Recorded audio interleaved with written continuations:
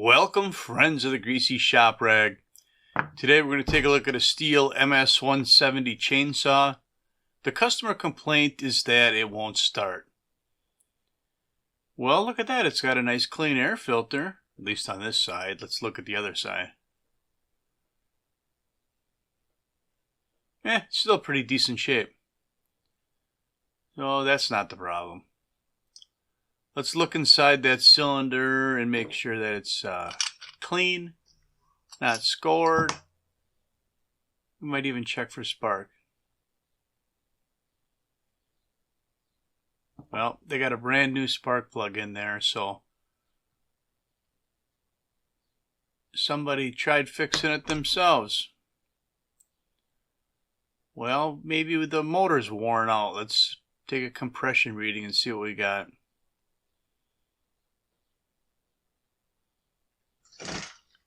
Just pull on the rope until the gauge stops rising.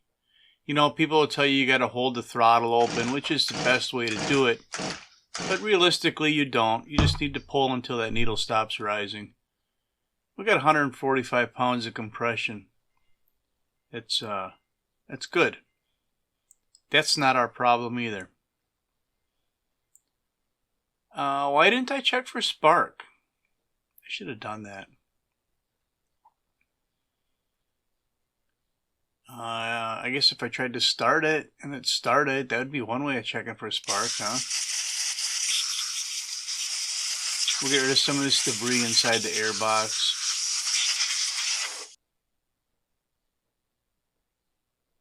Take a look at the spark arrestor screen. You can see it through the grate there. And in this case, I can tell that it's not plugged up. Clutch drum turns free, so I know there's no binding going on there.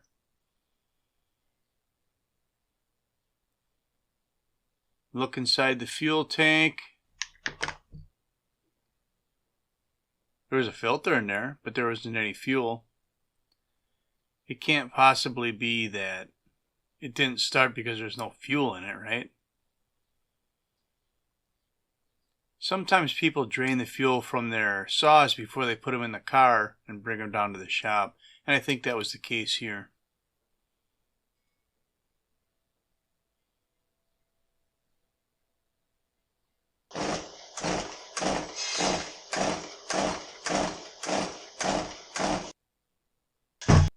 Usually if they don't start by 10 pulls, I give up. Now I want to know, does it have spark?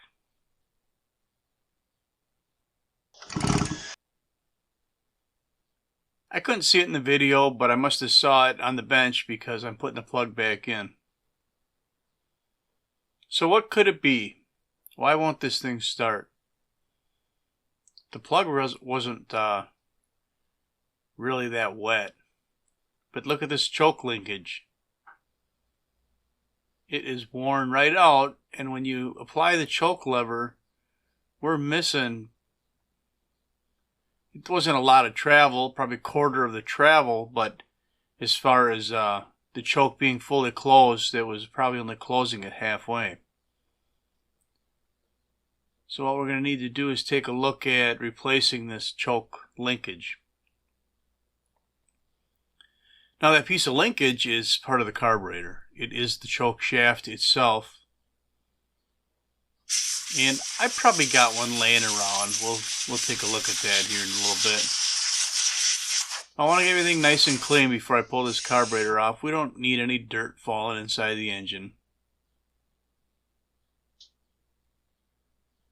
So I just removed the fuel line, and now I'm removing the choke cross shaft.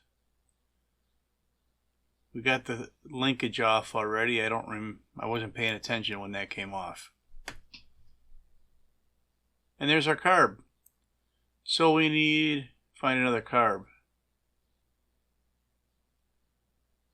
I got a couple of 5-gallon buckets of carbs, and I just dumped one out there on top of the toolbox.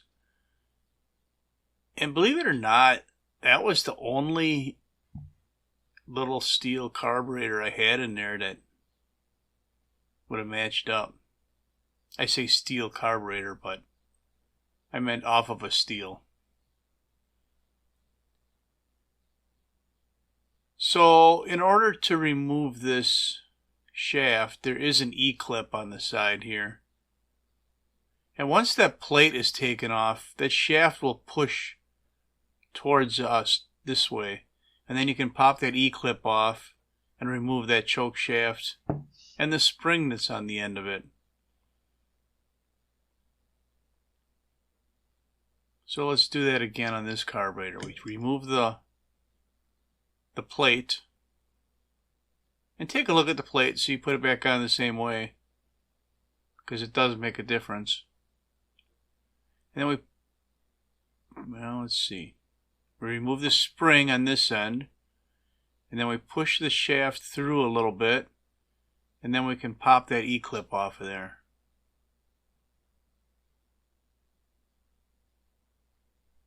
There, the E-clip is off.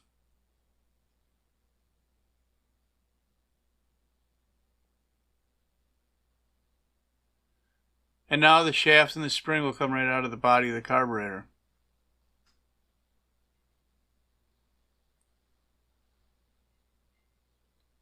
The new shaft goes in. Pay attention to the spring orientation. You can get it pre-wound so that there'll be tension on that. We'll slip the clip back on the end of the choke shaft.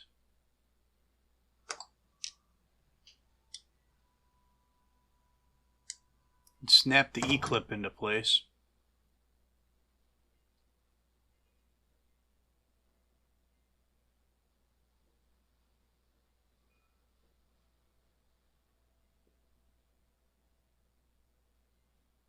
And then our choke plate goes on.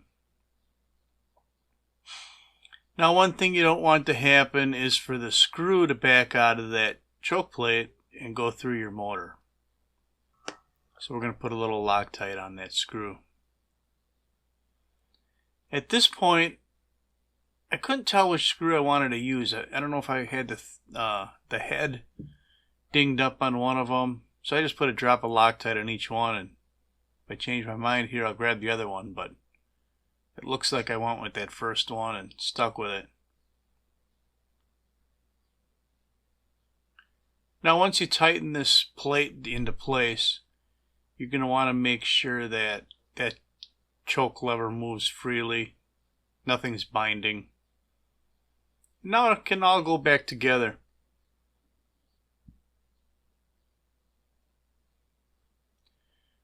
We slide the carburetor on. We push our fuel line onto the carburetor. We're going to reinstall that, I call it a choke shaft. I guess you could call it a stop switch shaft. Maybe it's the control lever. I'm sure Stihl has an official name for it, but I don't know what it is. When we put the throttle linkage on, everything seems to be working normal. This little lever right here is the choke lever that runs between the control lever and the choke linkage. So when we set the choke, that lever will push on the linkage on the carburetor and close the choke. To get this air box back on here, I had to use a swivel socket to clear the handle. Now what do we got? We hit the choke lever. It's not quite going all the way. I mean, our new piece of linkage isn't worn, but our choke linkage is bent. So we're just going to take 2 pair of pliers and give it a little bit more of a bend, see what it does. Now when we hit the lever, that choke is closed all the way. Let's see if it starts. So that's all I got for you on a Stihl MS170 choke linkage repair. Thanks for watching. Later.